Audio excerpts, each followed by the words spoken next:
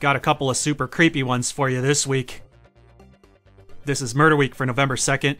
Starting off in Japan with the Twitter killer, Takahiro Shiraishi, who met his victims online and lured them to his house and killed them, gave some interviews to the press that he famously tried to charge money for. Some details of those interviews have now shown up in English language media. The victims, according to him, were objects of desire. Shiraishi said this during the interviews at the Metropolitan Police Department's Takao Police Station and the Tachikawa Detention House. The interviews were held after Shiraishi was indicted on September 10th for killing 1 man and 8 women, robbing them of money and dismembering their corpses in his apartment in Zama. Next, with new leads falling off, authorities are dropping the 24/7 ground operation related to the search for Jamie Closs in Wisconsin, according to Fox 9. What does this mean now for the efforts to bring Jamie Closs home? Well, I think this was news a lot of people didn't want to hear. They think maybe the investigation is over. That's not true. This investigation will continue. Now, the sheriff hinted to us earlier in the week that this was coming. Sadly, they just can't afford to have hundreds of law enforcement committed to the day-to-day search for Jamie Closs. They need some leads to chase. We've interviewed social media, family. All those leads have been inputted into our system and closed out. This guy went into Jamie's bedroom and stole her underwear. He was charged with breaking into the home of missing Jamie Closs and stealing her underwear and other clothing. He has been cleared of involvement in her disappearance. He admitted to taking Jamie's underwear. He wanted to see what size she was. Loads of new business this week, starting with a woman who shot her kidnapper during a police chase in Northern California after he jacked her car with her kid in it. You gotta see this. Jeffrey Azor heard a loud screech from inside his apartment Thursday afternoon. He walked out to police surrounding this wrecked vehicle along East Travis Boulevard. Investigators first pulled out a female passenger, then a 10-month-old baby. I was so shocked. There was even a baby in the car after this big accident. I was like, oh my God. And then the baby was crying. The baby was just getting passed around from firefighter to firefighter.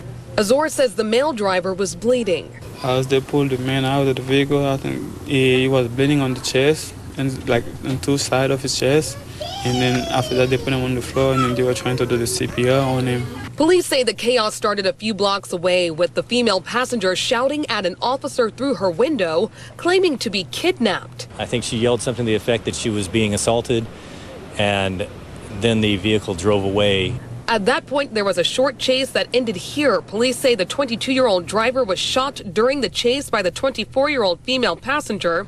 The driver died from his injuries. He's said to have been in a relationship with the woman who pulled the trigger.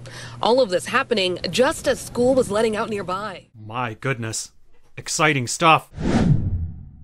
A man in Texas is accused of putting out a personal ad saying he wanted to rape, kill, and eat a child. Sheriff's deputies responded to the ad. The sheriff's office says that suspect communicated with an agent for more than a week, an agent he thought was the father of a 13-year-old girl he planned to murder.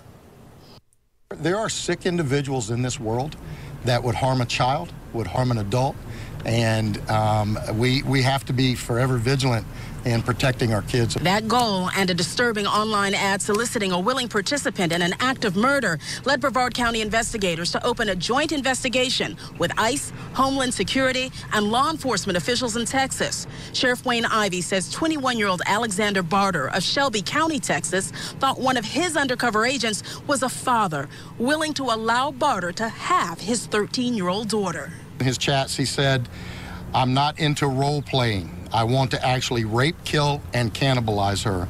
I am very serious about doing this. I live in the woods, so I can make sure her body won't ever be found." 11 people died in a shooting in a synagogue in Pittsburgh this week.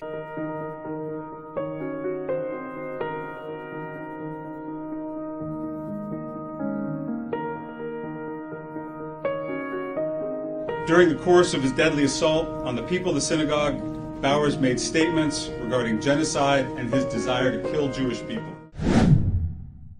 And a 57-year-old man was arrested in Las Vegas this week for having sex with a corpse. Joseph Martinez was arrested in Las Vegas on Sunday after he was reportedly seen having sex with a deceased woman. A witness said the sex act took place inside a flower planter box located near a once popular restaurant near Charleston Boulevard and Rancho Drive. 4 Montgomery teenagers have been charged with 31 total felonies from 8 separate cases spreading from late September to mid-October, Montgomery police said at a joint press conference with the mayor, according to the Montgomery Advisor. MPD has charged these 4 suspects, all of them are teenagers, with a combined total of 31 felonies to date. And all 4 are being held at the Montgomery County Detention Facility. All are being charged as adults under combined bonds totaling $1.56 million. Kidnapping, 2 counts of robbery, rape, sodomy, and 2 counts of theft of property, this guy. 2 counts of kidnapping, rape, 5 counts of robbery, sodomy, and 2 counts of theft for this one. Kidnapping and robbery on this guy. He looks sad. And the last guy is charged with kidnapping, 4 counts of robbery, rape, sodomy, and 4 counts of theft. Police are looking for a man after finding a family of 7 dead in South Africa. A 27-year-old man presented himself as a relative before allegedly killing 7 members of a Vlakfontein family. The suspect, who is now on the run, then allegedly buried 4 of the bodies in the main house and 3 in the little back room in which he stayed. The deceased, 3 adults and 4 children, were between the ages of 2 and 50. In legal news, the trial of Niels Hegel began this week. Hegel is called Germany's most prolific serial killer since World War II. He's been charged with killing more than 100 patients. Niels Hegel is already serving a life sentence for murdering 2 patients and has been in court to answer charges that he killed many more. Hegel was sentenced to life behind bars in 2015 for murdering 2 patients by giving them an overdose. He's been labeled as Germany's most prolific serial killer since the Second World War for his horrific abuse of power. When he was asked by the judge whether the charges against him were accurate, the nurse said yes.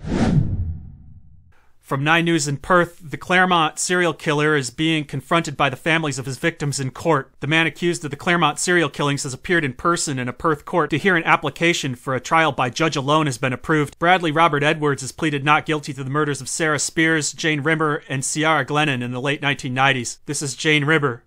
Jane Rimmer's body was found in bushland. Ciara Glennon was last seen alive in March 1997. Finally, in killer-related business, Seminole Heights celebrated Halloween knowing that their local serial killer is behind bars. Marks a milestone. 1 year ago, families were afraid to leave their homes as a serial killer roamed the streets. News Channel 8's Melanie Michael is joining us live in Seminole Heights tonight. And Mel, I know you were there several nights during this manhunt. How did it feel there tonight by comparison? Keith, good evening to you. By comparison, it was phenomenal tonight. Here on these streets in Seminole Heights, the beautiful community, people are celebrating there is peace where there once was panic. What a difference a year makes. Seminole Heights celebrating a return to normalcy. On these city sidewalks, families no longer feel fear. We were just saying how different this is. For this mother of 3, this night marks a very special occasion. It's the first Halloween for Oliver, the newest. And that's going to do it for this week. Tune in every Friday for more murders, more bodies, and more weird stuff going on. Don't forget to like, subscribe, and hit the bell. You only got 12 episodes left, people. You only got 12 episodes left. You better start enjoying it.